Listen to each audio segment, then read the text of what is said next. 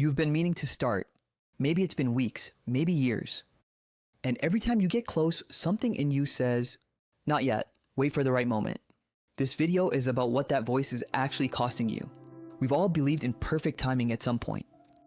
You tell yourself you'll start the business when you have more savings. You'll get fit when life calms down. You'll have that conversation when the moment feels right. It sounds reasonable. It even sounds wise, like you're being strategic, not reckless. But here's the truth almost nobody talks about. Perfect timing is a feeling, not a fact. There is no objective moment in the future where everything aligns and you suddenly feel ready. That moment doesn't exist because readiness isn't a destination, it's a byproduct of action. Think about every significant thing you've ever done in your life. Getting your first job, moving somewhere new, starting a relationship. Were you fully ready, or did you just do it and figure it out as you went? Almost certainly the latter. The idea of perfect timing isn't strategy, it's comfort disguised as patience. So why do we keep believing in it? Because your brain is doing exactly what it was designed to do. Neuroscientists and behavioral researchers have documented a pattern they call loss aversion. The tendency for humans to fear losing something more intensely than they want to gain something of equal value. Studies suggest losses feel roughly twice as powerful psychologically as equivalent gains, meaning the fear of a bad outcome outweighs the pull of a good one. When you're sitting with a big decision, launching something, leaving something, changing something, your brain isn't running a fair analysis, it's running a threat assessment. And uncertainty triggers the same neural circuits as danger.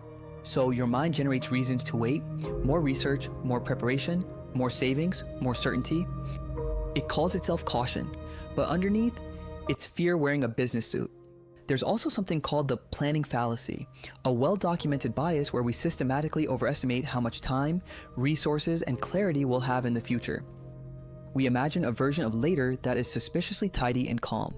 No obligations, no obstacles, just space. That version of later never arrives because life doesn't become less complicated, it becomes differently complicated. And here's the part that stings. Every time you wait for the right conditions, you reinforce a mental pattern that makes waiting easier next time and starting harder. Let's get concrete for a moment. Because waiting isn't free, it has a price. It's just a price you pay in slow installments, so you never feel the full hit at once. The price is compound regret. Researchers who study end-of-life psychology consistently find the same thing. People don't regret what they did and failed at, they regret what they never tried. The book they never wrote, the conversation they never had, the leap they never took. Most human suffering comes not from action, but from inaction, from the life we didn't live. Waiting also has an opportunity cost that compounds just like money. Every month you delay building a skill, a business, a habit is a month of momentum you'll never recover. You can catch up, but you can't rewind. And then there's the psychological cost, the low-grade anxiety of carrying an unlived decision. The thing you know you should do, sitting just below to the surface. Quietly draining your energy every single day. Waiting isn't neutral. Waiting is a choice, and it has consequences just as real as any action you take. So if waiting is the problem, what does starting actually do? Psychologists have studied a phenomenon known as the Zeigarnik effect. The human mind holds onto unfinished tasks more persistently than completed ones. When you start something, even imperfectly, your brain shifts from avoidance mode into engagement mode. It begins solving the problem, even when you're not consciously thinking about it. Starting literally changes your cognition.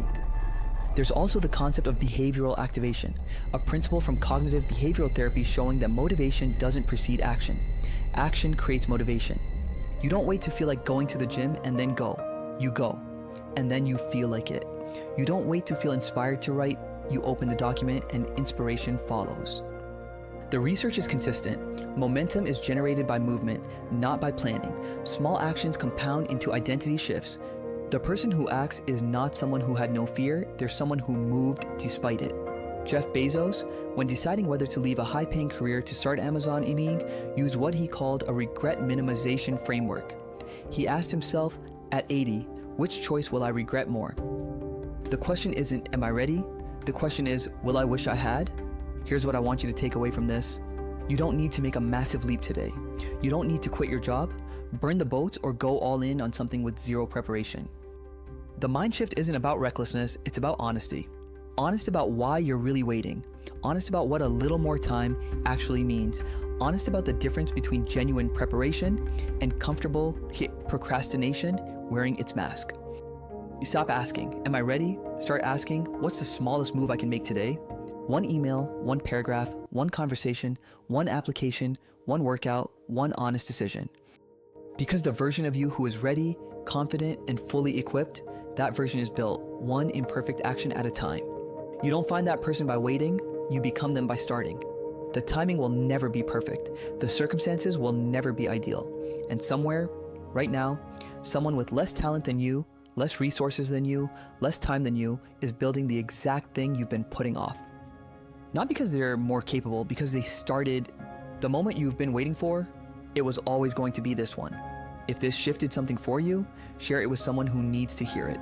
And if you want to go deeper on building the mindset that actually moves you forward, subscribe.